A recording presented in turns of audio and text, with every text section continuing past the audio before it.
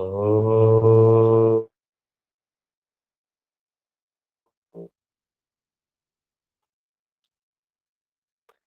ॐ भूर्भुवस्वः तत्सवितुर्यवरेण्यं भर्गो देवस्य धीमहि धियो यो नः प्रचोदयात्। ॐ सरस्वती नमस्तुभ्यं वरदे कामरूपिणि विद्यारम्भं करिष्यामि सिद्धिर्भवतु मे सदा। ओम शांति शांति शांति। लंबा गहरा सांस लीजिए, लंबा गहरा सांस छोड़ेंगे। दोनों हथेली को आपस में मिलाएं, घर्षण करें, फेस पे रखें, हथेली के अंदर ही नेत्र को बंद करें, खोलें। पूरी ऊर्जा के साथ धीरे धीरे आंखें खोल लें। हरिओम सभी को, नमस्ते सभी को। उम्मीद करता हूँ आप लोग स्वस्थ होंगे, मस्त होंगे। आपको आयुर्वेद समझ में आ रहा होगा, किन्हीं को कोई परेशानी तो नहीं? ठीक है। लास्ट लेक्चर में हमने क्या देखा था? काजल जी बताइए।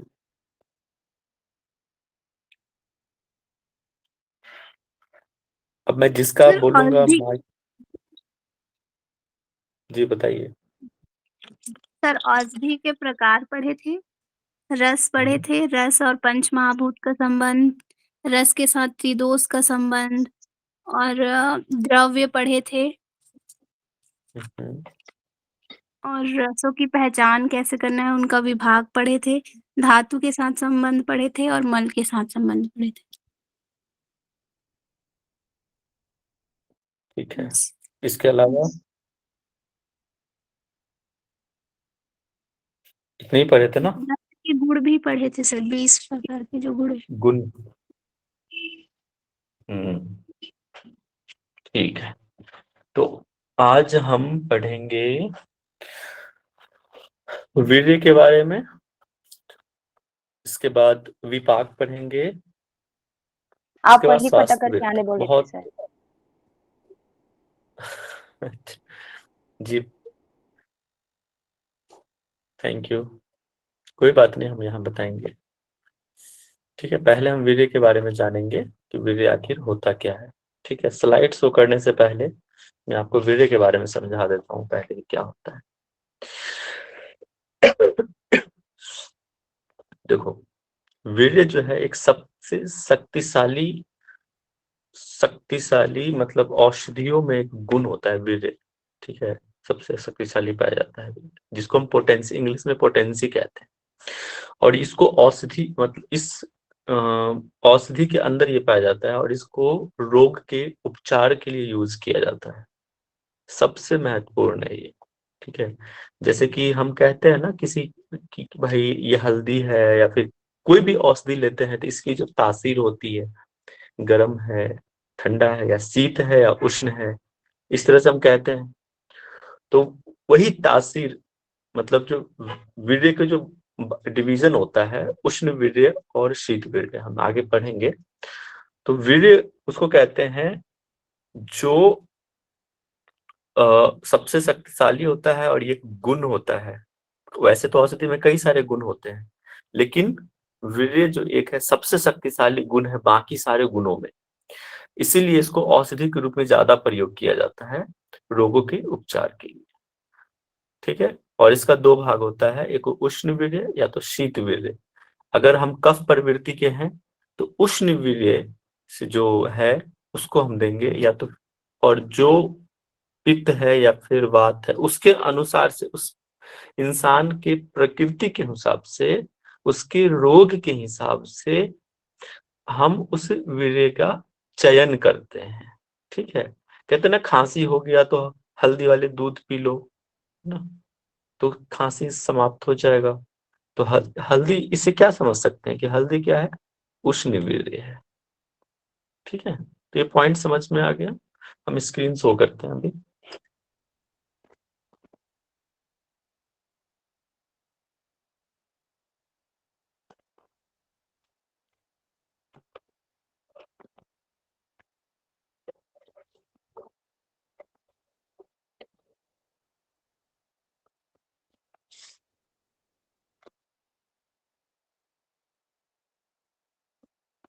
सर लेकिन हल्दी तो ठंडा होता है ना? गर्म होता है। गर्म होता है वो, है ना। हल्दी, और देखते हुइएगा जो प्रेग्नेंट वुमेन होती है ना, उनको हल्दी और गुड़ का जो मिश्रण से जो पाक बनता है ना, उसको दिया जाता है, और ठंड के दिन में ज्यादा यूज किया जाता है। तो इसका जो वीर्य होता है वो उष्ण होता है हल्दी का। ऐसे ही कई सारे द्रव्य हैं जिसका औषधि है, जिसका जो गुण है या तो शीत होगा तो उष्ण होगा। हम आगे देखेंगे उसके बारे में। ठीक है, स्क्रीन शो हो रहा है आप लोग को? यस। ठीक है, तो आज का ये हमारा टॉपिक है वीर्य। ठीक है, इसको हम पोटेंसी भी कहते हैं। तो औषधि में जो रोग के उपचार में मुख्य रूप से सहायक होता है, ठीक है, इसको हम वीर्य कहते हैं। और वीर्य सबसे शक्तिशाली होता है ये, ठीक है, और सबसे ज्यादा सक्रिय भी होता है। और इसके जो वीर्य के आधार पर औषधि के द्रवों को दो भागों में बांटा गया, अभी मैंने कहा। पहला क्या है? उष्ण वीर्य, दूसरा शीत वीर्य। ठीक है, और इसको हम देखो, मैंने कहा ना कि इसको लोक व्यवहार में गर्म या ठंडी तासीर वाला द्रव्य भी कहा जाता है। ऐसे जनरल हम बोलते हैं ना कि भाई इसका तासीर ठंडी है या गर्म है। कई बार जो है दूध में, दूध की जो तासीर क्या होती है, कोई बताइए? एक व्यक्ति बताइए, सब लोग मत नहीं। ठंडी अगर सर, कोई बोलता है ठंडा। तो बाकी लोग चुप हो जाए। ठंडा सर। ठंडी होती है। तो हाँ, तो उस तासीर को गर्म करने के लिए हल्दी डाल देते हैं। कई बार हम सौंफ भी डालते हैं दूध, उसकी तासीर को कम करने की। ठीक है, तो ये सर हम लोग दूध जनरली सर दूध ठंडा होता है तभी तो कफ बनता है ना, तो बोलते कफ बनेगा इससे। हाँ, बिल्कुल बिल्कुल, दूध ठंडी होती है। तो देखो सर ये जो तासीर का एग्जैक्ट मीनिंग क्या होता है? तासीर का मतलब तासीर, प्रिसाइजली क्या मीनिंग होगा? गुण क्या? प्रॉपर्टी होता नहीं, तासीर प्रॉपर्टी हो गया। तासीर का मतलब प्रॉपर्टी। ठीक है, ओके। तासीर हम किसको कहेंगे? प्रॉपर्टी की। उसका गुण क्या है, उसका प्रॉपर्टी क्या है? तो ठंडा गुण है। ठीक है, इसको ध्यान रखना। और इसको शीत वीर्य और उष्ण वीर्य के भी जो है, जो हमने अभी रस पढ़ा था, उसको भी तीन तीन भाग में पढ़ा। तो क्या क्या है इसको आप याद रखना। शीत वीर्य कौन सा है? मधुर, तिक्त और कसाई। ठीक है, तो वन कौन कौन सा है बताओ? मैंने नमनिंग किया था ना, देखो अभी याद आ जाएगा आप लोगों को। 156। हाँ, वेरी गुड। वन, ये टू था, ये थ्री, फोर, नहीं ये फोर था, कटु तिक्त कसाय, फोर, ये फाइव और ये सिक्स। ठीक है, तो 156 अब समझ में आ रहा है आपको? उसको अच्छे से कर देते हैं। 156 अब आपको इजी समझ में आ रहा होगा। कल के लेक्चर जिसने भी अटेंड किया होगा उनको ये पॉइंट समझ में आ गया होगा कि शीत वीर्य कौन सा हो गया। 156 मतलब मधुर, तिक्त और कसाय, ये होता है हमारा शीत वीर्य। और उष्ण वीर्य कौन सा कहलाएगा? अम्ल, लवण और कटु। आप इससे औषधि की भी पहचान कर सकते हैं। जो मीठा होता है, ठीक है, वो शीत वीर्य होगा। जो तिक्त होगा, कसाई होगा, वो क्या होगा? शीत वीर्य होगा। और अम्ल, लवण और कटु, ये क्या है? उष्ण वीर्य है। इसका ध्यान रखना, आप समझ में आओगे। जो भी हम फ्रूट्स यूज करते हैं ना, तो आपको इजी समझ में आ जाए। अच्छा ये तो मीठा है, मतलब ये शीत वीर्य है। अच्छा ये अम्लीय है, ओके, ये उष्ण वीर्य है, मतलब सर्दी खांसी जुकाम में इसको नहीं लेना है। ठीक है, तो आप होम रेमेडीज में भी आप समझ सकते हो। घर में जो भी चीजें आप यूज करते हो, आपको इजी समझ में आया कि हाँ अगर सर्दी जुकाम है तो ये नहीं लेना है। ओके, चलिए। अब हम, हाँ लेकिन एक और पॉइंट याद रखना, लेकिन वैसे ही अगर हम दो रस को मिलाते हैं ना, तासीर उसका चेंज हो सकता है। जैसे दूध में हमने हल्दी मिलाया तो तासीर चेंज हो गया, ठीक है, वैसे ही तो दो रसों का मिल से उसका वीर्य जो है चेंज हो जाता है, उसकी तासीर चेंज हो जाता है। अब हम आगे देखते हैं, कुछ विद्वान शीत और उष्ण वीर्य के अतिरिक्त उसके अन्य भी वीर्य मानते हैं, लेकिन मेन आपका वही है जो अभी हमने पहले बताया आपको, ठीक है, शीत वीर्य उष्ण वीर्य। इसके अलावा भी 6 बताए गए हैं, ये ऑलरेडी गुण आपको मैंने लास्ट लेक्चर में पढ़ाया था। स्निग्ध, ठीक है, रुक्ष, गुरु, लघु, मंद, तीक्ष्ण, ठीक है, ये सारे गुण हमने देखे थे लेक्चर। ये भी गुण पाया जाता है, लेकिन मुख्यतः वो दो याद रखना। मतलब टोटल कितना हो गया, ये 6 गुण और ये 6, वो 2 गुण और ये 6, कितने हो गए, टोटल 8 गुण हो गए। वीर्यों की संख्या शीत और उष्ण को मिला तो वीर्यों की कुल संख्या कितनी होगी, 8। इसको ध्यान रखना आप लोग। अब हम इसमें कोई वीर्य में कोई कंफ्यूजन तो नहीं है आप लोग को समझने में, तो हम आगे बढ़ेंगे। नहीं। ठीक है, बहुत बढ़िया। अब हम विपाक की तरफ बढ़ते हैं। विपाक क्या होता है, चलो मैंने कल होमवर्क दिया था, एक व्यक्ति, कोई सारे लोग नहीं, नहीं तो दूसरे लोगों को भी डिस्टर्ब होता है। अगर कोई एक व्यक्ति माइक अनम्यूट कर रहा है तो दूसरे लोग साइलेंट रहे, या तो फिर टाइप कीजिए मैसेज में। जी बताइए, विपाक क्या होता है। अब कोई नहीं बोलेगा, कोई तो बोलो। लक्ष्मी जी बताइए, लक्ष्मी जी बताइए। कर्मों का फल होता है सर, कर्म जो करते हैं उसका फल। हम उस विपाक की बात नहीं कर रहे हैं, सर यहाँ अलग है। जठराग्नि के संयोग से रसों की परिणति के अंत समय में जो अन्य रस उत्पन्न होता है, मतलब मैंने सर्च किया था। बहुत बढ़िया, बहुत बढ़िया, ठीक है। चलो फिर तो, अच्छा कोई एक एग्जाम्पल से समझाते हैं आपको, जल्दी समझ में आएगा। पहले मैं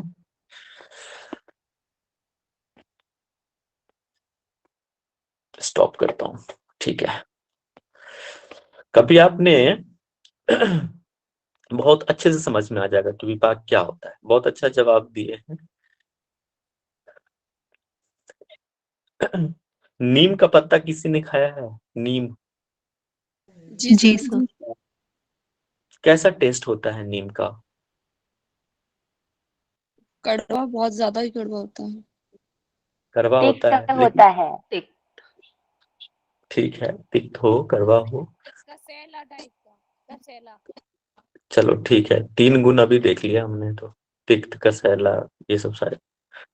अच्छा चलो ठीक है, लेकिन आप कितनी देर तक चबाने के बाद आपको उसमें कुछ मिठास फील होता है एंड ऑफ द, जब हम लास्ट एंड पे जाते हैं।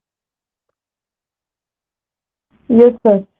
किसी ने सर है? सर जैसे जैसे हम आंवला खाते हैं ना, आंवले में पहले कसीलापन होता है, उसके बाद मिठास होती है। वैसे ही हम जब नीम का पत्ता चबाते हैं तो हमें कड़वा लगता है, लेकिन थोड़ी देर बाद वो मिठास उत्पन्न पैदा करता है। बहुत बढ़िया, इसी को विपाक कहते हैं, ठीक है, कि वो वॉइस ब्रेक हो रहा है, मेरी आवाज जा रही है अब तक। हाँ सर। यस जी सर। सर। नेटवर्क चेक कर लीजिए लक्ष्मी जी, है ना, या तो फिर रीज्वाइन कर लीजिए। तो देखो, जब हमने, और देखो जठराग्नि की बात है, तो एक और चीज, एक क्वेश्चन उठता है, आप लोग को एक क्वेश्चन पूछना चाहिए कि सर जब हम मुंह में ही रखते हैं तो टेस्ट चेंज हो जाता है, लेकिन जठराग्नि के सहयोग से होता है, तो इसका मतलब जठराग्नि मुख में है कि पेट में है, ये क्वेश्चन सर बनता है ना पेट लॉजिकली। में मुंह से सर जो क्या बोलते सलाइवा हैं वो, में। नहीं नहीं एक मिनट, पूजा जी जो बोलिए, पूजा पेट जी। में ना टेस्ट करने वाले, वो रसांकुर करके बोलते हैं, वो होता है, इस कारण टेस्ट पता चलता है। सर मैं सलाइवा बोल रही थी, क्योंकि मुंह में सलाइवा उसमें बर्ड हो जाता है, बर्ड बर्ड। इसमें मिठास हो जाती है। चलो ठीक है, साइलेंट। अब मैं बोल रहा हूँ, ठीक है। देखो, किसी और को डिस्टर्ब नहीं होना है, एक व्यक्ति ही बोलेंगे क्लास में। सब बोलेंगे ना तो दूसरे को डिस्टर्ब होता है, समझ ही नहीं आएगा कि क्या हम बोल रहे हैं, ना हमें ना बाकी को। देखो क्या होता है कि मुख्यतः तो ड्यूडेनम में ही जठराग्नि होता है, लेकिन उस ऊपर भी होता है, क्योंकि डाइजेशन तो हमने पढ़ा है ना लॉजिकली। देखो, डाइजेशन हमारा मुख से ही स्टार्ट हो जाता है, और जैसे ही डाइजेशन स्टार्ट हो गया मतलब जठराग्नि तो है। तो पूरे आहार नलिका में ही जठराग्नि विद्यमान है, लेकिन ज्यादातर मुख्यतर हमारे पक्वाशय में है, ठीक है, ड्यूडेनम में है। इसको ध्यान रखना। तो क्या होता है कि जठराग्नि के ही है, जब हम चबाते हैं पत्ते को तो स्टार्टिंग में उसका करवा या फिर कैसा वाला जो भी टेस्ट होता है हम, उसके बाद वो टेस्ट चेंज हो जाता है अंत मतलब जब लास्ट में चबाने के एंड पे। तो इसी को हम विपाक कहते हैं कि एक रस से दूसरे। हाँ पूजा जी पूछिए।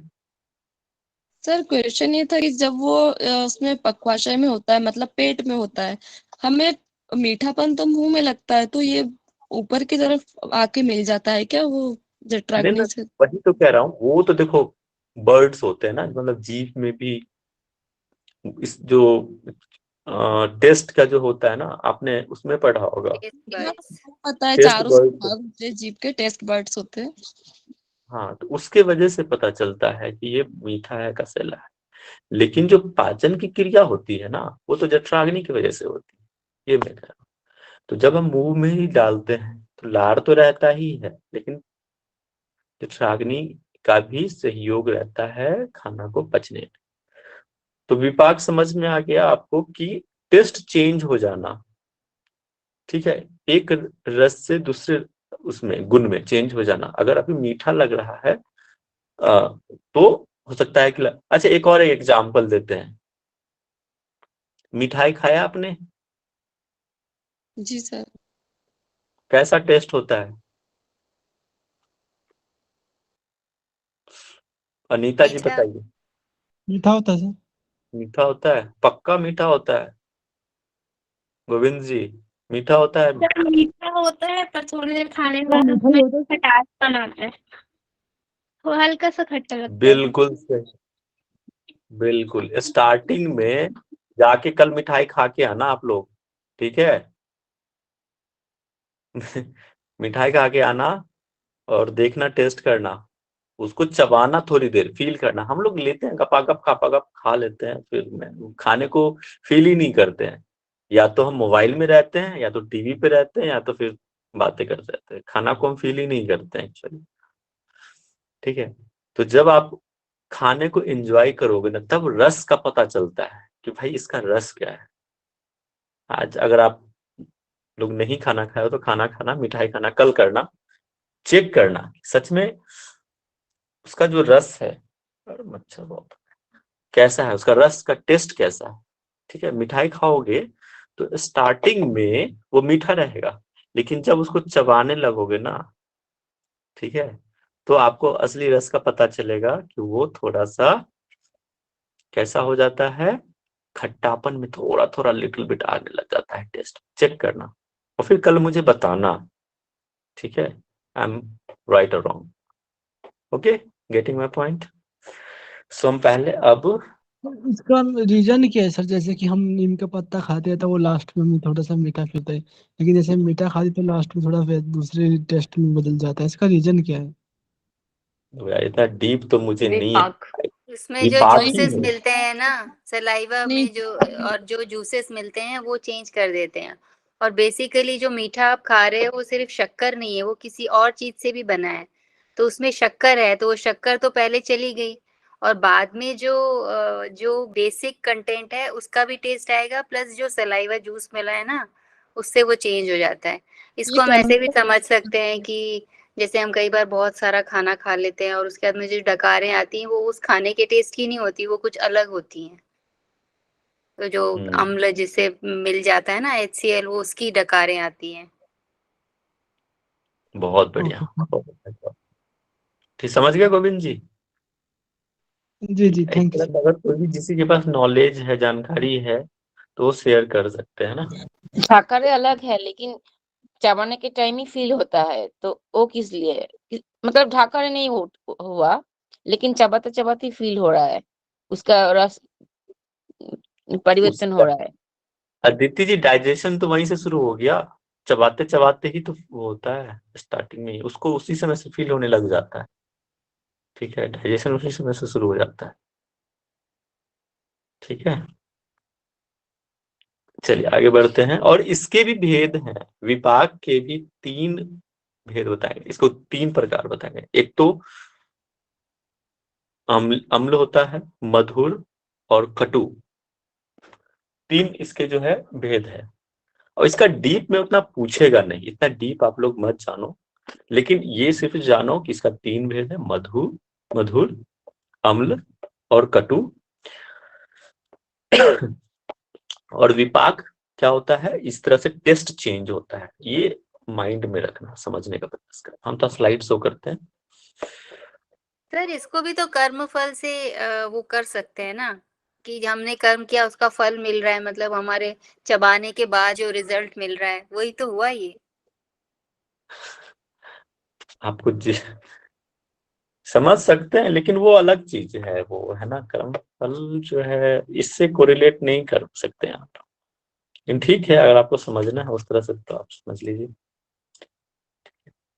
अब देखो, डाइजेशन जब स्टार्ट होगा तो क्या होगा, 2 भागों में बटेगा, यूज्ड प्रोडक्ट और वेस्ट प्रोडक्ट, सार और कीट भाग।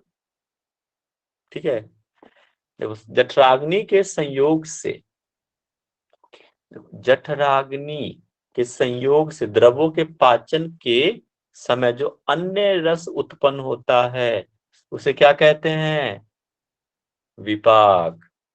ठीक है, क्लियर।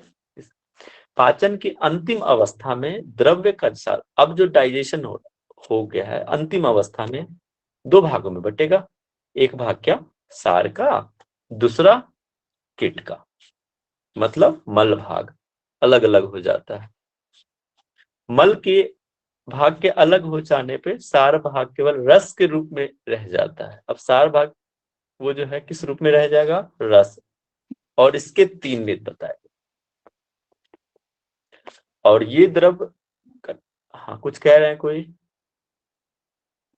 ठीक है, यह द्रव्य का नया ही रूप होता है और उसका रस भी नया उत्पन्न होता है, यही विपाक है। मतलब जो नया रस उत्पन्न हुआ ना, समझ रहे हैं, उसको यह विपाक कहते हैं।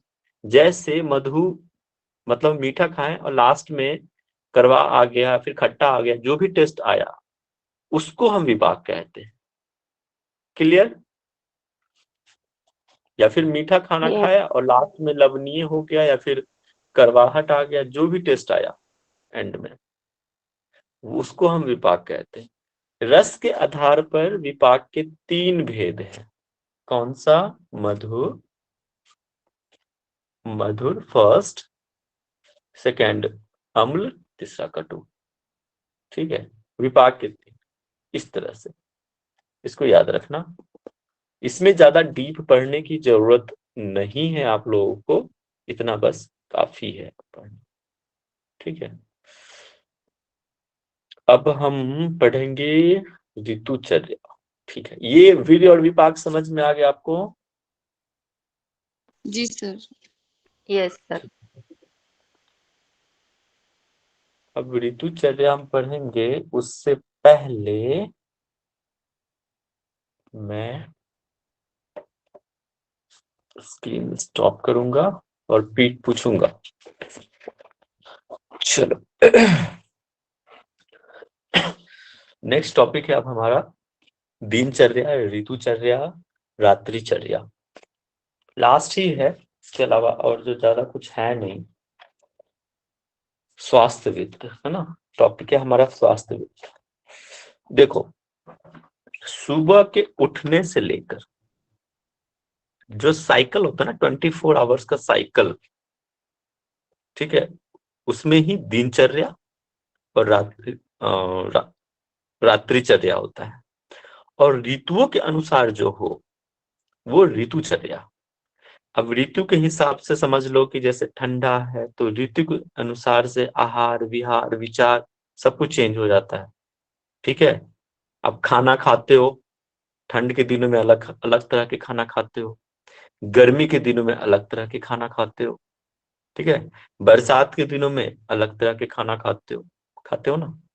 तो ऋतु के हिसाब से हमारा आहार चेंज हो जाता है, तो उसको हम ऋतुचर्या कहेंगे। हम इसके बाद व्यवहार भी चेंज हो जाता है, ठीक है, विहार चेंज हो जाता है। जैसे कि ठंड के दिनों में हम कपड़े कौन से पहनते हैं, ऊनी कपड़े पहनते हैं, कई जगह भी अभी आप लोग पहन रहे होंगे। अब धीरे धीरे गर्मी आ रही है तो हम टी शर्ट पे आ रहे हैं ना, तो हमारा क्या हो रहा है, विहार चेंज हो रहा है। बरसात के दिनों में हमारा विहार चेंज हो जाता है। सब कुछ मतलब जो है ना, ऋतु के हिसाब से हमारा आहार विहार सब कुछ चेंज हो जाता है, तो उसको हम कहते हैं ऋतुचर्या। दिनचर्या में क्या आ जाएगा, सुबह से लेके रात के सोने तक, दिन तक, मतलब सूर्योदय से लेके सूर्यास्त तक वो दिनचर्या में आ गया। और सूर्यास्त के बाद और सूर्योदय से पहले रात्रि का समय, वो रात्रिचर्या। उस समय हम जो भी कर्म करते हैं, जो भी काम करते हैं, वो दिनचर्या और रात्रिचर्या में आता है। अब इसमें हम डीप में जानेंगे कि क्या क्या हम करते हैं, ठीक है। तो ये आयुर्वेद के हिसाब से चीजें बदल जाती है, ठीक है। जैसे आपने एक एग्जाम्पल से खाने का, जैसे जैन धर्म में आप जानोगे कि वो लोग सूर्यास्त से पहले खाना खा लेते हैं। ये सारे आयुर्वेद में ही बताया गया है। आयुर्वेद में भी बताया गया है कि जैसे जैसे सूर्य अस्त होगा, हमारा डाइजेशन जो है मंद पड़ने लग जाता है। इसीलिए कहते हैं कि सूर्यास्त से पहले आप अपना खाना खा लो। गेटिंग माय पॉइंट क्या कह रहा हूँ? तो इस तरह से हम लोग जानेंगे। सुबह उठ रहे हो तो क्या कर्म करते हो, है ना, फ्रेश होते हैं, वॉशरूम जाते हैं, जो भी ब्रश करते हैं, सारे जो भी क्रिया है, जो भी कर्म हम करते हैं, उषा पान करते हैं, जो भी चीजें हैं उसको हम जाने, गंडूस करते हैं, बहुत सारी चीजें हैं। हम एक एक करके स्लाइड शो कर रहा हूँ, आपको बता रहा हूँ। उससे पहले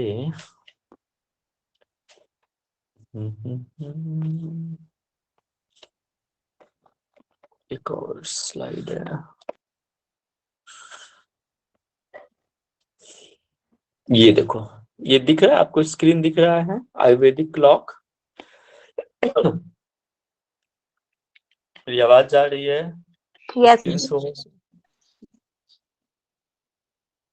सभी लोग एक बार इस स्क्रीन को देखो, पिक्चर जो है ना आयुर्वेदिक क्लॉक, ऑब्जर्व करो, देखो 1 मिनट पहले ध्यान से।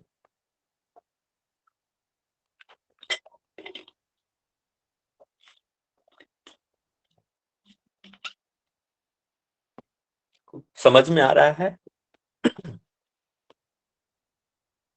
समझ में आ रहा है इमेज? चलो ठीक है। अब हम मिडनाइट से स्टार्ट करते हैं, ठीक है। मिडनाइट से सबसे नीचे जो लिखा हुआ है, उस टाइम पे प्रकृति, देखो यहाँ त्रिदोष है ना, इसके अनुसार से हम समझेंगे। लास्ट हमने पढ़ चुके हैं त्रिदोष के बारे में, वात पित्त कफ, और किस टाइम पे कौन सा डोमिनेंट होता है, उसके अनुसार से हमारा क्या आहार होना चाहिए, वो सारे चीज आप लोग को रिलेट करोगे। मैंने सबसे फर्स्ट लेक्चर में कहा आपको, आयुर्वेद जो है सिर्फ आप एग्जाम पॉइंट ऑफ व्यू से मत पढ़ो। एज ए आप योगा साधक, योगा प्रैक्टिशनर, योगा टीचर, आपको पता होना चाहिए कि हमें कौन से टाइम पे कौन सा आहार ग्रहण करना है, ठीक है। अपना लाइफ स्टाइल कैसा होना चाहिए। हम दूसरे को बोलते हैं लेकिन हमारा जो लाइफ स्टाइल खुद भी ठीक नहीं होता, तो उसको ठीक करना है। ओके, तो देखो सबसे पहले मिडनाइट पे आते हैं। इस समय देखो लिखा हुआ है, don't eat as a time reverse for the organ healing and restoration. इस टाइम पे आपके जो अंग हैं, ऑर्गन्स हैं, वो हील करता है, रेस्ट पोजीशन में होता है, सोते हैं, और यही टाइम होता है रात्रिचर्या का। जितनी भी थकान है सोने से मिट जाता है। उस टाइम पे रीस्टोरेशन होता है, मतलब कि ऊर्जा का संचय होता है, और इस टाइम पे खाना नहीं खाना चाहिए। ठीक है, तो ये ध्यान रखना है मिडनाइट में। और इस टाइम पे कौन सा दोष डोमिनेंट होता है? वो होता है पित्त। पित्त यहाँ पे सबसे ज्यादा डोमिनेंट होता है इस टाइम पे। अब आते हैं उसके बाद 2 PM। ठीक है, 2 PM से 6 बजे। ये देखो चार्ट जो है बहुत ज्यादा परफेक्ट तो नहीं है, लेकिन आप समझो इसको, मोटा मोटी ठीक है। इस टाइम पे सबसे ज्यादा गहरी नींद आती है। Important time to active dreaming. इस टाइम पे सपने बहुत आते हैं, बहुत गहरी नींद रहती है। When the brain can express creativity. इस टाइम पे बहुत ब्रेन जो है ना, कह सकते हैं इस टाइम पे स्वप्न हम ज्यादा देखते हैं, क्रिएटिविटी बहुत ज्यादा बढ़ जाता है ब्रेन का 2 बजे से। और 2 से 4 के बीच पहुंचते हैं ना, तो ये समय होता है ब्रह्म मुहूर्त का। सूर्योदय से 2 घंटे पहले वो ब्रह्म मुहूर्त होता है। वहां उस टाइम पे आपको उठ जाना चाहिए, वेकअप हो जाना चाहिए। ठीक है, ब्रह्म मुहूर्त में। और यहां से आप देखो, यहां लिखा हुआ वेकअप 10। ये इसलिए कहा कि मैंने ये चार्ट थोड़ा सा मिस्टेक है, तो इसको समझो। 6 बजे से पहले उठ जाना चाहिए, सनराइज के, सूर्योदय से पहले हमेशा उठना चाहिए। और इस टाइम पे वात जो जाता है, वात ज्यादा प्रकोपित होता है। आपको समझाने का प्रयास करता हूं, इस टाइम पे ही उत्सर्जन की क्रिया ज्यादा होती है। वॉशरूम जाते हो आप, जाते हो ना 6 बजे से पहले, ब्रह्म मुहूर्त के 4, 5, 6, उस टाइम पे उत्सर्जन की क्रिया, इसलिए कहते हैं इस टाइम पे आपको उठ जाना चाहिए। और सारे, है ना, टॉयलेट हो या मतलब जो भी है, स्टूल है, उस समय पास करना चाहिए, क्योंकि वात यहाँ पे ज्यादा डोमिनेंट होगा और इजिली पास होगा। अगर इस साइकिल अनुसार नहीं चलोगे ना, तो कहीं ना कहीं आप बीमार पड़ जाओगे। तो ये नेचुरल है।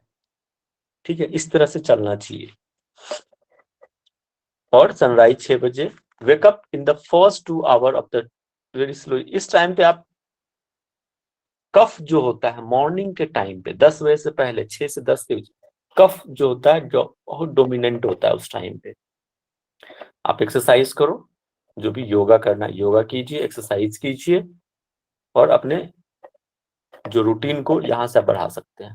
ठीक है, सर ब्रेकफास्ट लेना है, टाइमिंग क्या? ब्रेकफास्ट टाइमिंग सर, टाइम 6 से 10 के बीच का टाइम होता है ना, वो कफ डोमिनेंट होता है।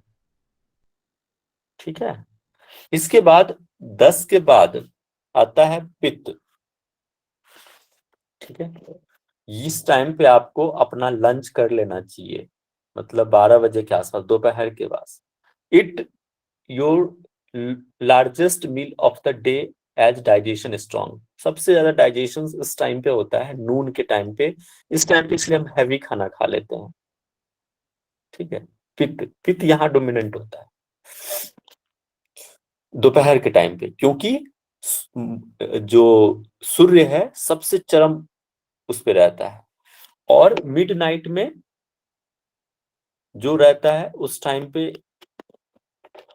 सबसे, जो हमारा डाइजेशन का वो है, सबसे मंद पड़ जाता है। समझ में आ रहा है? क्योंकि यहाँ पे चंद्रमा जो है वो सबसे पीक पे रहता है, इसलिए कहते हैं इस टाइम पे खाना नहीं खाना चाहिए। अब नून के बाद active time of largest productivity. इस टाइम पे सबसे ज्यादा प्रोडक्टिविटी, वर्क और एक्सरसाइज। ये देखो थोड़ा सा वो है, ये एक्सरसाइज का टाइम नहीं है, ये गलत है थोड़ा सा चार्ट, इसको समझना। इसलिए मैंने कहा कि इसको ज्यादा ध्यान मत देना, जो मेन मेन बातें हैं वो मैं आपको समझा दे रहा हूँ। इस टाइम पे फिर आता है वात का। कौन सा टाइम होता है? 6 बजे, सूर्योदय से पहले का टाइम। ठीक है, आप इसको समझो 1 बजे से लेके एक, हाँ, 2 बजे से लेके 6 बजे के बीच में। ठीक है, 1-2 से 6 बजे के बीच में, इस टाइम पे वात ज्यादा डोमिनेंट होता है। ठीक है, feel most alert and creative, good time for tackling problems, designing. और इस टाइम पे आप काम कर सकते हो, काम करने का समय होता है, कंस्ट्रक्टिंग प्रोजेक्ट। तो ये हमने आपको वात पित्त कफ के अनुसार से वो दिखा दिया। सेकंड दिखा, तो यहाँ देखो ये चार्ट है थोड़ा, ठीक ठाक पहले से। देखो इसको भी आप समझ लेना, ठीक है। जो पहले बताया उसका ये देखो, देखो यहाँ दिया हुआ है, बहुत बढ़िया। एक्सरसाइज एंड मेडिटेशन का 6 बजे से पहले, सनराइज से पहले, दिख रहा है। वेकअप टाइम देखो यहाँ दिया हुआ है, ये परफेक्ट चार्ट है, ये सही चार्ट है। देखो वेकअप टाइम 4 बजे के आसपास, 2 बजे डीप स्लीप, 4 बजे उठ जाइए, 5 बजे के आसपास एक्सरसाइज कीजिए, मेडिटेशन कीजिए, 6 बजे सनराइज है, ब्रेकफास्ट कीजिए 7-8 बजे के आसपास, and then start your day. Best time for completing the task 10 noon. Lunch कीजिए 2 बजे से पहले खत्म कीजिए। फूड डाइजेशन का टाइम होता है, वात यहाँ पे ज्यादा डोमिनेंट होगा, हाई मेटाबॉलिज्म रहेगा, चय उपचय की टाइम से डाइजेशन हाई रहता है। सनसेट होगा, देखो यहाँ पे थोड़ा सा है, सनसेट से पहले कर लो, ठीक है, नहीं तो 6-7 के बीच, 7 बजे के आसपास यहाँ पे लाइट डिनर, एंड देन 8-9 बजे के आसपास या 10 के आसपास, 10 से पहले सो जाना चाहिए इंसान को, कोशिश करनी चाहिए कि 10 से पहले आप सो जाओ, ठीक है। ये ऋतुचर्या है। मतलब आपके कहने का मतलब 10 बजे के पहले सो जाओ और 4 बजे उठ जाओ। हाँ बिल्कुल, 4 बजे उठ जाओ, ये सही टाइम होता है। पहले क्या तो होता 2 बजे था, तक सोना है ना, 10 बजे से लेकर के 2 बजे तक ही तो सोना है ना, 2 बजे तो उठ जाएंगे फिर। नहीं, वो 4 बजे से ब्रह्म मुहूर्त में कहते हैं ना कि सबसे ज्यादा चांसेस होते हैं सक्सेस होने के। अगर कोई भी टास्क या कोई एग्जाम प्रिपरेशन कुछ भी करो तो उसकी पॉसिबिलिटी बढ़ जाती है ना उस टाइम में। Okay okay, thank you. ठीक है। देखो पहले के टाइम पे ये जो लाइट का आविष्कार हुआ ना, हमारा जो लाइफ स्टाइल चेंज हो गया। पहले क्या होता था कि सूर्योदय के हिसाब से हमारा लाइफ साइकिल चलता था। जैसे सूर्य हो रहा है, अस्त हो रहा है, रात हो गया, सब सो जाते थे, ठीक है, जल्दी खाना खा लेते थे। तो वो सूर्य के हिसाब से हमारा जो लाइफ स्टाइल चलता था। लेकिन अब क्या हो गया, लाइट का आविष्कार हो गया, तो पता ही नहीं चलता है कई बार तो, ठीक है। तो लाइट के वजह से हमारा जो ये लाइफ सर्कल है, ठीक है, दिनचर्या है, वो थोड़ा सा डिस्टर्ब सा हो गया है। ओके, इस बात को आप भी मानते होंगे कि हाँ सर ऐसा है। अब हम इस स्क्रीन शो कर रहे हैं, इसको थोड़ा सा डीप में जानने का प्रयास कर रहे हैं।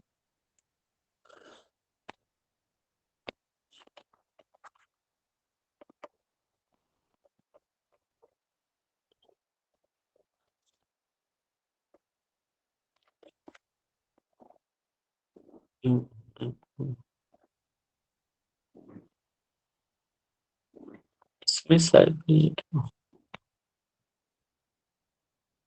इसमें कुछ समझने में दिक्कत तो नहीं आई आपको?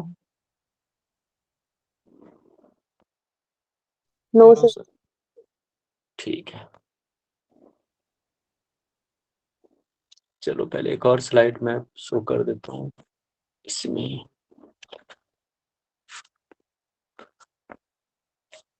ये देखो, अब दिनचर्या देख लिए हैं, रात्रिचर्या भी वैसे ही सोने का टाइम। ऋतुचर्या समझते हैं, उसको मैं फिर से बताऊंगा। उसमें दिनचर्या में कुछ मिसिंग लग रहा है मुझे, दिखा दूंगा। ये समझो ऋतुचर्या, ठीक है। ऋतुचर्या में क्या समझते हैं कि ऋतु के अनुसार, ठीक है, ऋतु टोटल कितने ऋतु हैं? 6, ठीक है। और इसको जो है टोटल कितने भागों में बांटा गया है? चर्या को 2 भागों में, नहीं, 1 मिनट, उसको इस तरह से समझो, हाँ यहां से समझना। उत्तरायण और दक्षिणायन, ठीक है, 2 भागों में बटा हुआ है। अदान काल, जिसको हम अदान काल कहते हैं उत्तरायण को, और दक्षिणायन को विसर्ग काल। अभी कौन सा काल चल रहा है सनातनी जी, बताइए। अदान। सर ठीक है, उत्तरायण चल गया होगा अब तो। उत्तरायण चल रहा है। मतलब क्या होता है कि जो हमारा सूर्य जो है दक्षिण से उत्तर की तरफ शिफ्ट हो रहा है, इसलिए इसको हम उत्तरायण कहते हैं।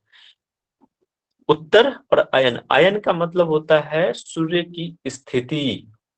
सूर्य की स्थिति किधर जा रहा है? उत्तर की तरफ जा रहा है। और वो 3 मंथ ये जो 3 जो ऋतु होता है उसमें उत्तरायण रहता है, और 3 जो ऋतु रहते हैं दक्षिणायन रहता है। 3 ऋतु, एक एक ऋतु 2 माह, जैसे हिंदी का क्या होता है माघ फागुन चैत्र बैसाख ज्येष्ठ आषाढ़, ये जोड़े में रहता है। ठीक है, इसीलिए ये 12 महीना कहलाता है। हिंदी में आप जानते हुए जनवरी फरवरी, है ना, मार्च अप्रैल, इस तरह से है। शिशिर जो होता है माघ और फागुन, और ये इंग्लिश महीना का कौन सा होता है महीने का बताओ अंग्रेजी का? माघ फागुन जनवरी। मार्च से मार्च के बीच का, जनवरी से मार्च, फागुन में तो होली आती है ना। जनवरी और फरवरी, ठीक है, जनवरी और फरवरी ये जो होता है शिशिर होता है। और चैत्र और बैसाख ये मार्च और अप्रैल। ज्येष्ठ और आषाढ़, ज्येष्ठ और आषाढ़, ठीक है, जनवरी फरवरी मार्च अप्रैल मई जून होता फरवरी है। कहाँ चल, हाँ जी, फरवरी को आप जनवरी और फरवरी, माघ और फागुन होता है जनवरी फरवरी। ठीक है, कैसे स्टार्ट होता है? 15 से स्टार्ट होता है। डेट क्या होता है? 15। ठीक है, 15 जनवरी से लेकर 15 जनवरी से 15 मार्च, फरवरी, 15 फरवरी से 15 मार्च तक, ऐसा 2 महीने का। फिर 15 मार्च से 15 अप्रैल, और 15 अप्रैल से 15 मई तक ये बसंत। ठीक है, ये इस तरह से डिवीजन किया हुआ है। टोटल 12 महीने का, हिंदी कैलेंडर के 12 महीने का 6 ऋतु में बांट के, और इसको भी 2 भागों में बांटा है, उत्तरायण और दक्षिणायन। इमेज देखो, इमेज से आपको बड़ा समझ में आएगा कि कैसे कैसे हो रहा है। नए कोपले निकलती हैं, पूरा वृक्ष बनता है, फिर पत्तियां सूखती हैं, पतझड़ आता है, इस तरह से साइकिल होता है। समझ रहे हैं? बहुत अच्छा इमेज है, इसको आप इस तरह से ध्यान रख सकते हैं।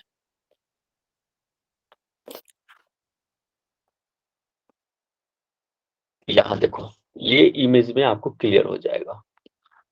अयन है उत्तरायण, आदान काल, शिशिर वसंत ग्रीष्म। ठीक है, माघ फागुन चैत्र वैशाख ज्येष्ठ आषाढ़। इंग्लिश के महीने कौन सा है? मध्य जनवरी, मतलब 15 जनवरी, और मध्य मार्च तक जाता है ये। ठीक है, इसके बाद मध्य मार्च से मध्य मई, मध्य मई से मध्य जुलाई। ये मैं भेज दूंगा ग्रुप में। और वर्षा ऋतु, शरद ऋतु, हेमंत, इस तरह से बांटा हुआ है। तो वर्षा क्या कहलाता है? श्रावण और भाद्रपद, मतलब मध्य जुलाई, मध्य जुलाई और मध्य सितंबर तक जाता है। जुलाई से सितंबर, जुलाई अगस्त सितंबर। ठीक है, इस तरह से। फिर मध्य सितंबर से मध्य नवंबर तक जाएगा शरद ऋतु, जिसको अश्विन और कार्तिक, ये 2 हिंदी कैलेंडर से आता है। फिर हेमंत, ठीक है, ये मध्य नवंबर से मध्य जनवरी तक रहता है।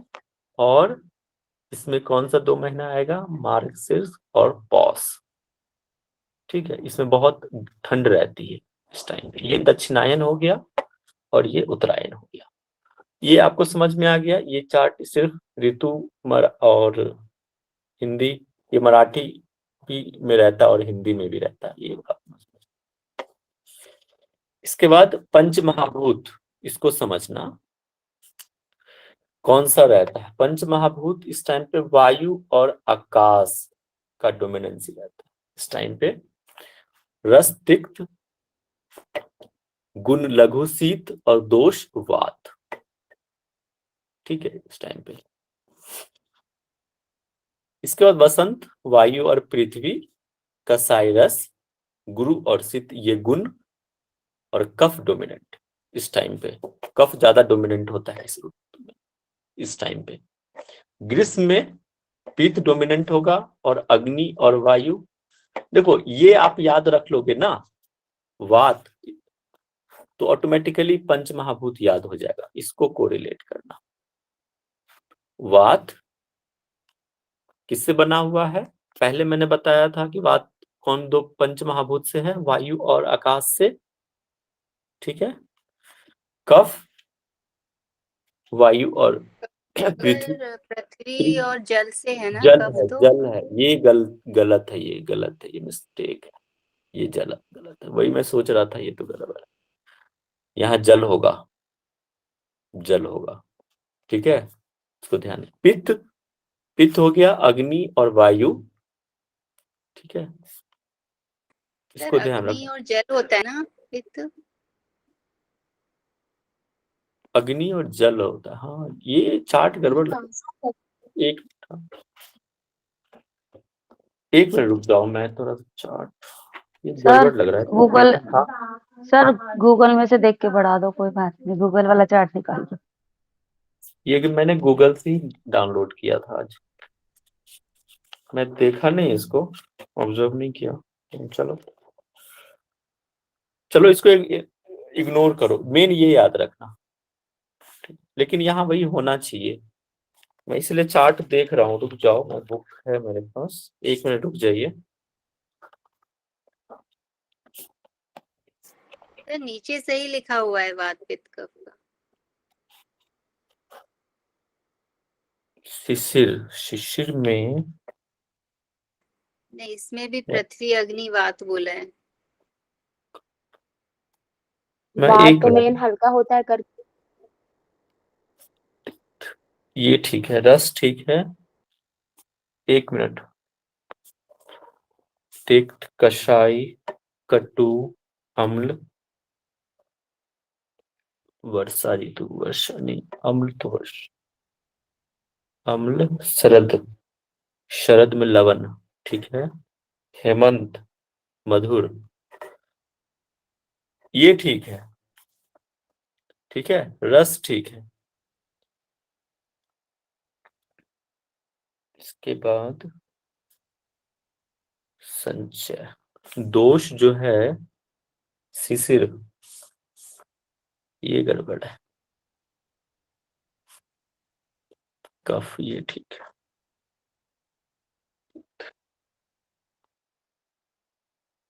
अच्छा, ग्रीष्म, ये ठीक है। ओके,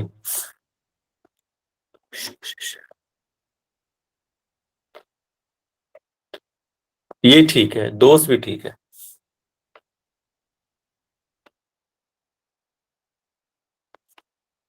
दोष ठीक है, रस ठीक है, और पंचमहाभूत, पंचमहाभूत यहाँ गड़बड़ लग रहा है मुझे। अग्नि जल, सर ये ये ठीक रस, है। रस के हिसाब से दिया है क्या ना ना, महाभूत? दोष, ये गड़बड़ है वैसे तो। 10%, इसको मैं कंफर्म कर लूंगा, इसके अनुसार ही होगा।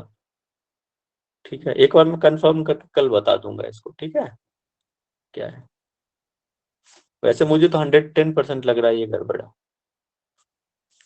ये ठीक है, पित्त अग्नि और जल होगा, ये गड़बड़ लग रहा है। वात, ये भी गड़बड़ लग रहा है, वायु और आकाश, ये ठीक है। पृथ्वी जल, ये ठीक है। 3 पॉइंट है जो गड़बड़ है। चलो इसको देख लेंगे, कल बता दूंगा। ठीक है, चलो इसके बाद इसको देखो यहाँ पे, ये अच्छा चार्ट है। इस टाइम पे कौन कौन सा हम पंचकर्म दे सकते हैं, इसको ध्यान रखना। कफ ठीक है, वसंत, ग्रीष्म, वर्षा ठीक है, संचय,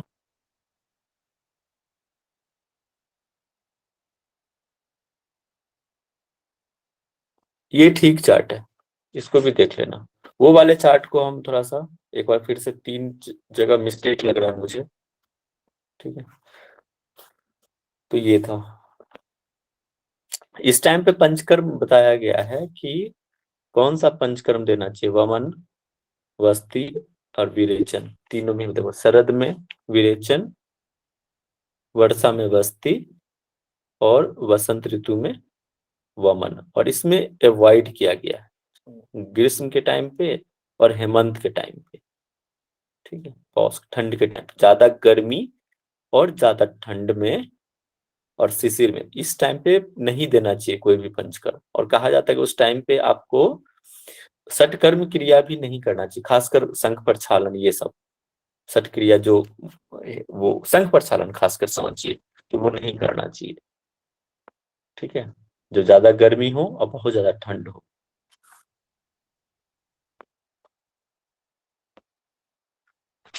सर विरेचन बोले तो क्या सर? विरेचन औषधि से किया जाता है पुष्पा जी, औषधि का यूज करके पानी पीते और स्टूल पास करते हैं, जो भी अंदर में गंदगी है उसको करते हैं, बाहर इनिमा, निकालते हैं। इनिमा दे से, सकते हैं, वही हो जाएगा ना? लेकिन इसमें ना औषधि का प्रयोग करा जाता है, ठीक है। अलग अलग सर, अलग अलग औषधियां मिला के दी जाती है। कई नीम का देते हैं, कोई नींबू का, ऐसे ये अलग अलग देते हैं। हाँ जी।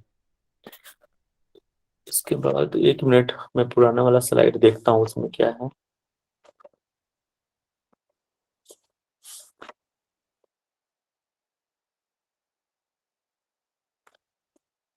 अगर इसमें कुछ कमी होगी ना तो मैं जो है अपना दूसरा स्लाइड शेयर कर दूंगा, बता दूंगा इसको देख लेते हैं वो है कि नहीं।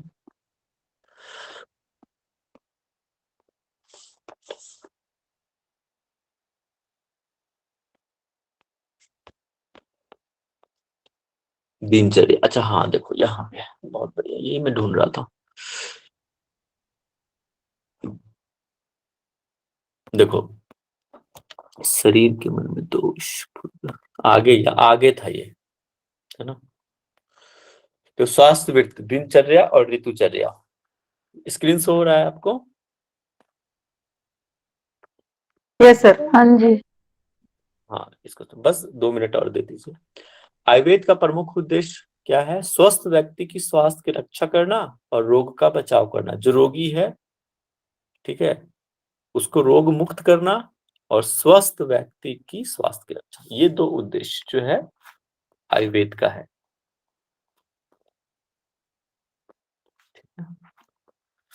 इसके बाद त्रिदोष, वात पित्त कफ के असंतुलन होने से शरीर में कई सारे विकार उत्पन्न होते हैं।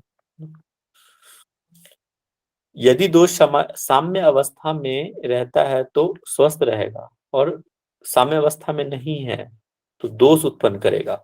आयुर्वेद में दिन और रात्रि तथा ऋतुओं में आहार विहार का उल्लेख किया गया है, इसे ही हम स्वास्थ्य वृत्त कहते हैं। ये बताया ना कि आहार विहार आपका चेंज हो जाता है ऋतु के अनुसार, फिर दिन में, रात्रि में, ऋतुओं में, इसी को हम स्वास्थ्य वृत्त कहते हैं। अब हम दिनचर्या को जानेंगे कि दिनचर्या में आखिर क्या करते हैं। तो पहला काम क्या होता है? जागरण। ब्रह्म मुहूर्त में सूर्योदय से 2 घंटे पहले उठ जाना चाहिए, है ना। 2 घंटे पहले मतलब ब्रह्म मुहूर्त में। तो पहला हो गया जागरण। इसके बाद क्या करते हैं? मुख धोते हैं, मुंह धोते हैं। बिस्तर छोड़ने के तुरंत बाद स्वच्छ जल से मुख को धोना चाहिए। और तीसरा होता है उषापान। या आप लोग सब जानते होंगे कि उषापान क्या होता है। रात को तांबे के जग में पानी डाल दिया और सुबह उसको पीते हैं, या तो फिर कुल्ला करते हैं पीने, ठीक है। कुल्ला किए हुआ मतलब बिना कुल्ला किए हम पानी पीते हैं उस तांबे वाले जग का, तो इसको हम उषापान कहते हैं। सकता है क्या सर, इसको गुनगुना पानी करके भी पिया जा सकता है क्या? हाँ, पी सकते हैं, उसको भी उषापान कहते हैं, ठीक है। और बहुत लोग लघु शंख प्रक्षालन भी करते हैं, है ना। उसके बाद पानी पी के लघु शंख प्रक्षालन, पता है आप लोगों को ना, थोड़ा सा पानी पिया, 7-8 गिलास पानी पी के फिर वॉशरूम जाते हैं 2-2 गिलास करके, और 3 आसन करते हैं। कौन कौन से आसन करते हैं बताइए? ताड़ासन, त्रियक कटी चक्रासन। 3 ही हुआ, उद्राकर्षण और भुजंगासन, त्रियक हाँ भुजंगासन। ये, अच्छा हाँ ये भी तो है। इसके और बाद कागासन बैठ के पीना चाहिए। हाँ, उसके बाद क्या है, उषा पान करने के बाद बताया गया है कि मल का त्याग करते हैं। तो किस स्थिति में? कागासन में बैठकर। आजकल तो वेस्टर्न टॉयलेट आ गया है, पश्चिमी सभ्यता हम पे हावी हो रही, लेकिन हमें कैसे करना चाहिए? कागासन में करना चाहिए, ताकि अच्छे से स्टूल पास हो, अच्छे से पेट साफ हो। इसके बाद दंत धावन, मुंह धोते हैं तो आजकल तो ब्रश चल गया है ना, प्लास्टिक वाले, उसका यूज करते हैं। लेकिन पहले आयुर्वेद के हिसाब से क्या बताया गया है कि औषधि वाले, जैसे बबूल, नीम, इस सब से बने हुए, करंज, इस सब से बना हुआ दातुन, उससे करना चाहिए। ताकि क्या होता है कि जब आप चबाते हैं ना, तो उसका रस भी आपके अंदर जाता है। तो इसीलिए कहा जाता है कि मुंह धोइए तो कम से कम बबूल, नीम, करंज, इस तरह से चबा कर धोना चाहिए, दातुन करना चाहिए। अब आता है जिह्वा, जीवनी लेखन, इसको हम दोहन भी कह सकते हैं। जैसे कि हम साफ करते हैं ना, आजकल स्टील वाले आ गए हैं या फिर कॉपर का आ गया है। पहले आप, जैसे बबूल है, बबूल को ही 2 टुकड़ों में बांट दो और उसे जीभ साफ कर लो, तो ज्यादा अच्छा है। गांव में ज्यादातर ये देखने को मिलता है। ठीक है, आप लोगों ने पता नहीं करा है या नहीं करा है, लेकिन करना चाहिए। किया है सर।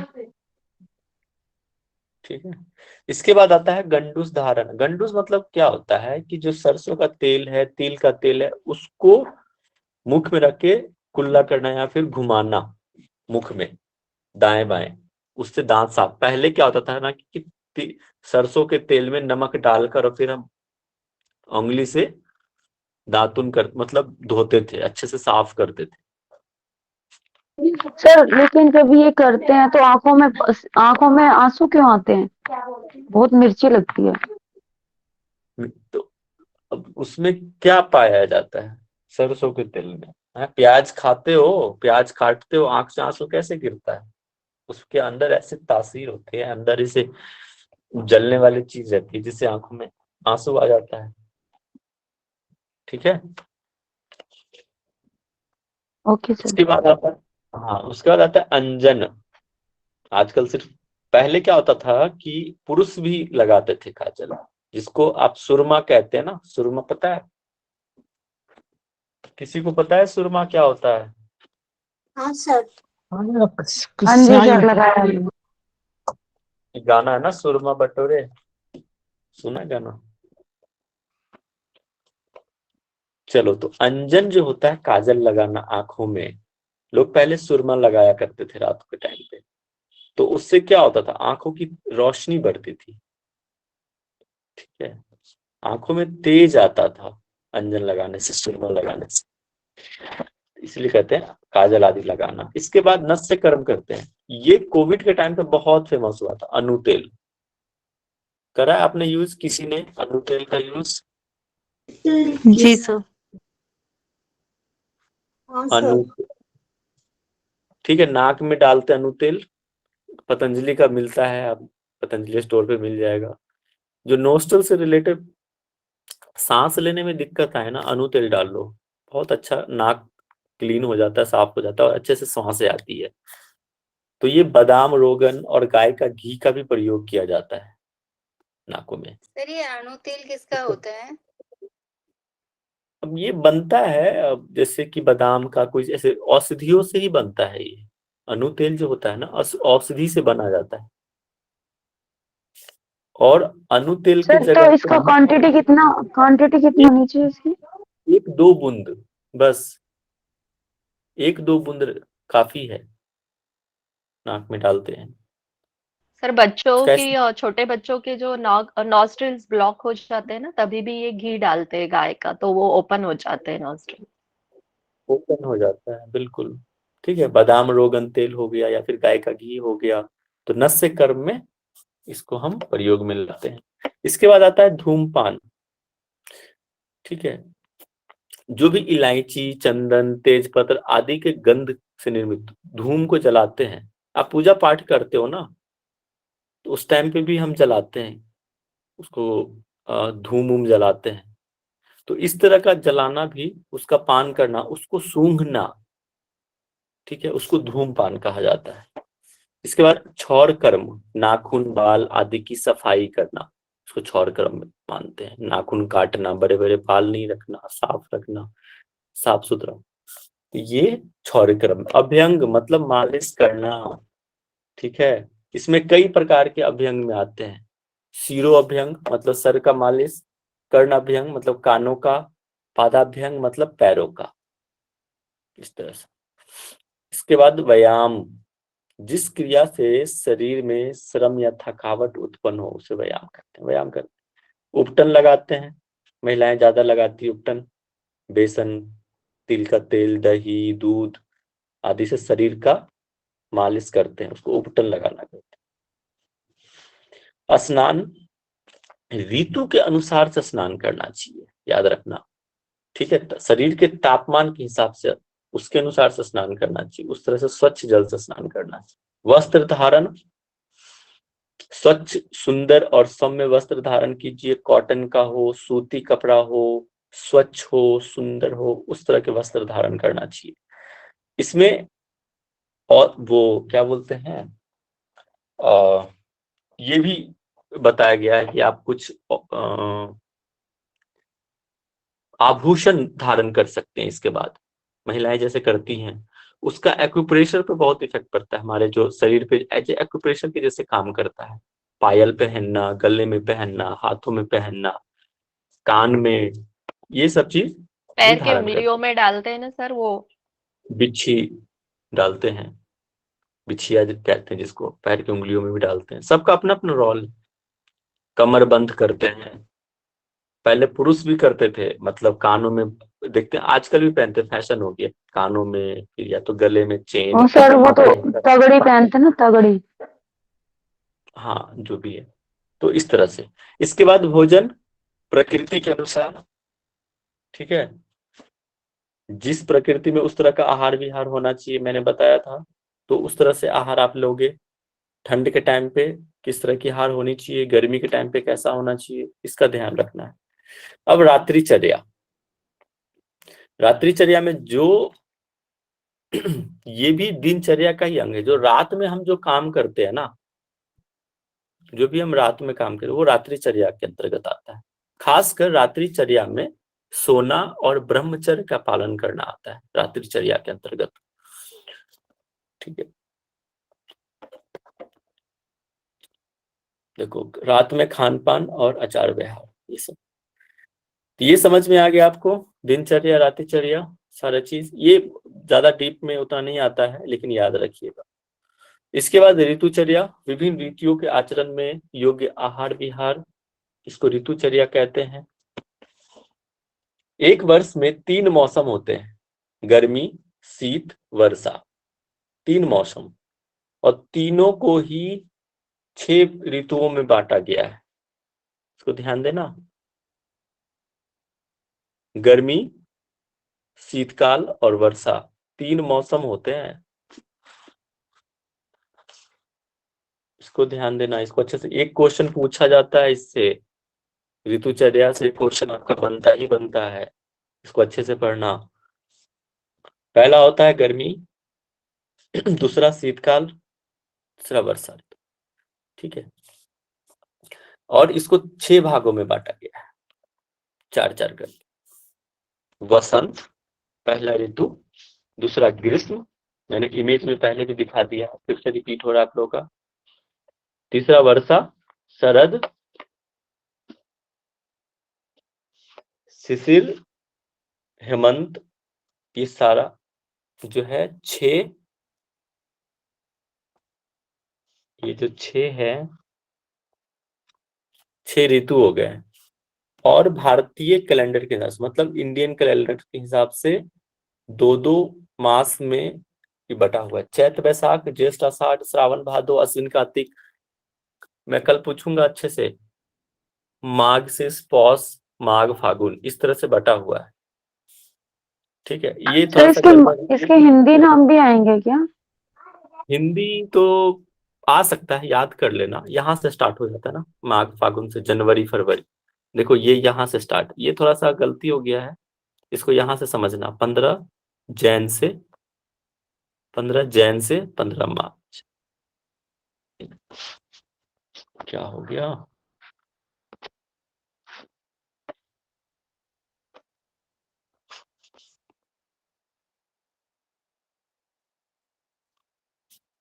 हेलो,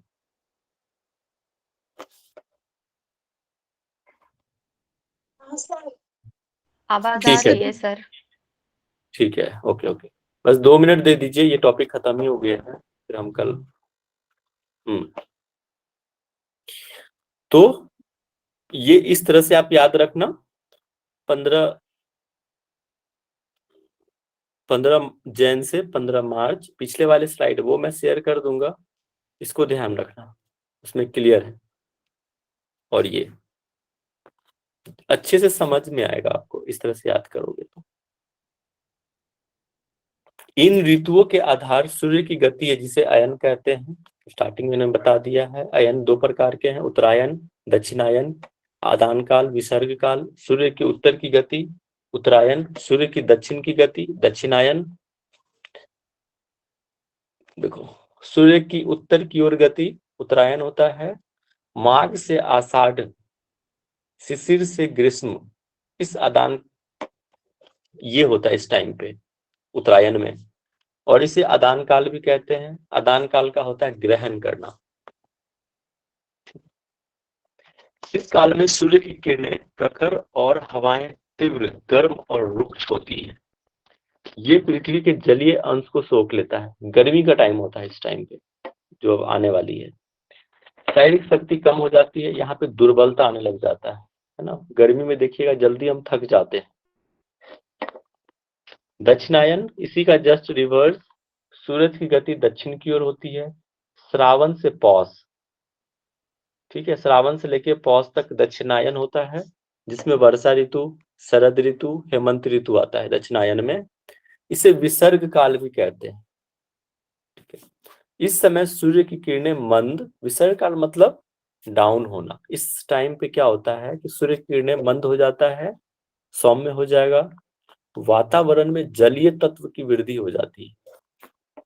वातावरण में चंद्रमा के सौम्य गुणों की प्रधानता होती है। ताप कम हो जाता है, ये दक्षिणायन में, जैसे कि ठंड के टाइम होता है इस टाइम पे। ठीक,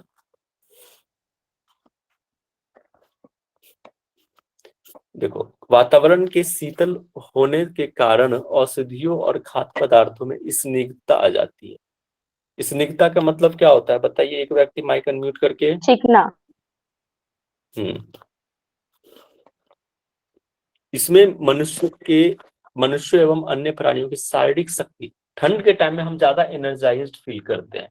इस टाइम पे आप जो भी खाना खाते हैं जल्दी पच जाता है। ठीक है, अब देखो, आदान एवं विसर्ग काल के भेद बताए गए हैं कौन कौन सा है। प्राकृतिक भाव, सूर्य उत्तरायण, दक्षिणायन विसर्ग काल हो गया। वायु, इस टाइम पे क्या होती है, वायु तीव्र होती है, रुक्ष होती है। और विसर्ग काल में क्या होता है, अरुक्ष हो जाता है, रिवर्स हो जाता है। स्नेहांशु, इस टाइम पे आदान काल में शोषण और ह्रास हो जाता है। ये गुण है स्नेहांशु, ठीक है, स्नेहांशु स्नेहता। इस टाइम पे क्या होगा, वृद्धि होगा, पोषण होगा, ठंड का टाइम है। ठीक है, यहाँ पे क्या होगा, क्षय हो जाएगा, कम हो जाएगा। स्वभाव क्या होगा, इस टाइम पे आग्नेय स्वभाव हो जाएगा। अग्नि तत्व जहाँ पे, यहाँ पे सौम्य हो जाता है, स्थिर हो जाता है। ऋतु कौन से आएगा आदान काल में, शिशिर, वसंत, ग्रीष्म। विसर्ग काल में वर्षा, शरद और हेमंत। कौन कौन सा रस इस टाइम पे डोमिनेंट हो जाएगा? तिक्त रस, देखो यहाँ पे समझना, तिक्त रस, कसाई, कटु रस की वृद्धि होती है, और यहाँ पे मधुर, लवण और अम्ल, MAL 1 2 3, और यहाँ पे 4 5 6, इस तरह से याद रखना। देखो, आदान काल का अंत होता है, विसर्ग काल का अंत हो जाता है, शारीरिक बल मध्य रहता है इस टाइम पे, विसर्ग काल का अंत ये छोड़ दो इस टाइम, इसको ज्यादा जरूरत नहीं है। यहां देखना, ये काम का है आपके। ऋतु, इस टाइम पे क्या होता है? ऋतु शिशिर, वसंत। शिशिर में कफ का संचय होता है, संचय करता है। वसंत में कफ प्रकुपित हो जाता है, कफ बढ़ जाता है, ठीक है। और ग्रीष्म में वात का संचय होता है और कफ कम हो जाता है, ठीक है। वर्षा में पित्त संचय होता है और वात प्रकुपित हो जाता है। शरद ऋतु में पित्त प्रकुपित होगा, वात कम हो जाएगा, समन होगा, मतलब क्षय हो जाएगा शरद में। हेमंत में पित्त का क्षय होता है, ठीक है। ये चार्ट आप याद कर लेना, ये इंपॉर्टेंट है, ये सारे चार्ट। सर जो आपने उत्तरायण काल और दक्षिण काल में बताया सर, उसमें आपने सूर्य की गति बताई है, लेकिन सर गति तो पृथ्वी करती है ना, मैं कंफ्यूज हो रहा हूँ। अरे लॉजिकली समझो, सूर्य के, पता है सूर्य स्थिर है, पृथ्वी घूम रहा है सूर्य के चारों तरफ, ग्रह घूम रही, लेकिन हम क्या समझते हैं अभी, सूर्य मूव कर रहा है ना दक्षिणायन से, ठीक है। ये ज्योग्राफी क्लास नहीं है, आप समझो, ठीक है, तो ज्योग्राफी में पढ़ना, ओके।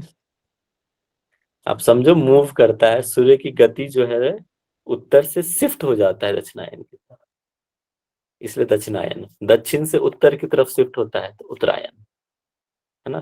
देखते हैं ना कि जल्दी, ठंड के दिनों में ना जल्दी शाम हो जाता है, ठीक है। वहीं गर्मी के दिनों में सूर्यास्त लेट होता है, दिन बड़ा हो जाता है। ठंड के दिनों में दिन छोटा हो जाता है, रात बढ़ जाता है, ठीक है। इस तरह से समझो, ठीक है। Okay sir. हम्म शीतकाल, अच्छा कितना हो गया? 9:18 हो गया। अच्छा जाओ, इसको कल देखेंगे, ठीक है। आगे कि आहार विहार कैसा होना चाहिए शीतकाल में, ठीक है, शीत ऋतु में, इस तरह से ऋतुओं के हिसाब से आहार विहार आपका कैसा होना चाहिए, इसको हम कल देखेंगे, ठीक है। और फिर से हम रिवीजन भी करा देंगे इसका। चलो समझ। सर छठ क्रिया की शुरुआत कौन से ऋतु में करनी चाहिए? सबसे देखो, एक चीज याद रखना इसमें, स्टॉप हो जाओ।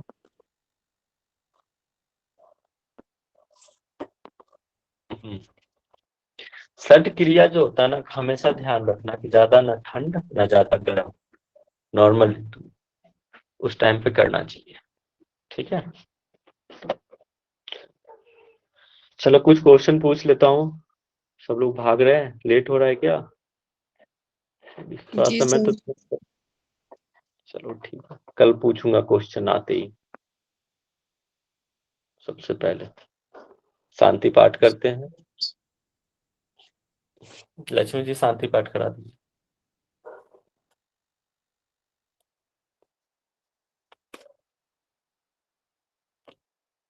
हेलो लक्ष्मी जी, शांति पाठ। थैंक यू मैं थैंक खाना यू। खा रही हूँ सर। कल क्लास लेता सर हूँ। मैं करवा देती हूँ। कराइए सर, मुझे करवा दीजिए। कमर गर्दन सीधी, दोनों हाथ ज्ञान मुद्रा में, 3 टाइम्स ओम जय, 1 टाइम्स मंत्रा।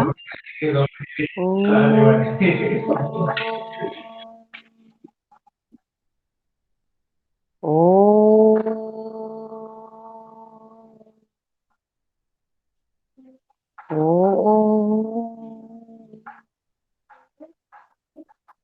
सर्वे भवन्तु सुखिनः सर्वे सन्तु निरामया सर्वे भद्राणि पश्यन्तु मा कश्चित् दुःखभाग् भवेत् मा कश्चित् दुःखभाग् भवेत्। ॐ शान्ति शान्ति शान्ति। हरि ओम तत्सत्। Hari Prabhu thanks welcome back. Thank you. ठीक है, आज थोड़ा सा आपको थोड़ा सा ये हार्ड लग रहा होगा, लेकिन कल फिर से हम इसको देखेंगे। और रिकॉर्डिंग बंद कर दीजिए।